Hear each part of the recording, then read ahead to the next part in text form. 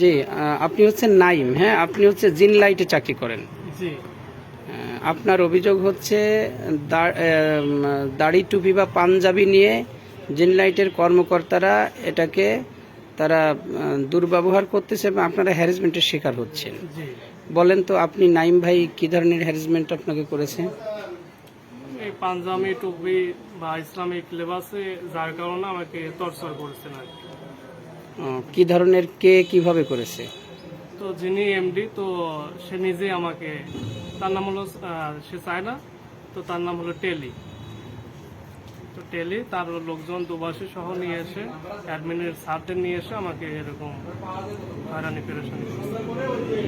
কি বলেছে হয়রানি পেশানি বলতে? তো আসলে আমরা কিছু বুঝি না, কি বলেছে? সুনির্দিষ্ট কিছু বলেছে আপনাকে? সুনির্দিষ্ট বলতে বললো যে অ্যাডমিনে যাও এই স্যারে। তো ওখানে এই স্যারে গেলাম। এই স্যার থেকে যেটাতে কাজ করি ওটা হলো 2 নম্বর ইউনিট 3 তলা কাজ করি। তো ওখান থেকে এই স্যারে গেলাম, যাওয়ার পরে বলতেছে যে আপনি একতলায় 1 ইউনিটে যান।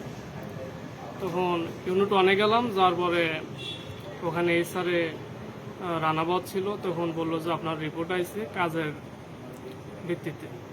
তখন বললাম যে স্যার আমার তো কাজের কোনো দুর্ঘটনা নাই। তখন বলতেছে এর জন্যই আইছি। তখন বললাম আপনারাই ভালো জানেন।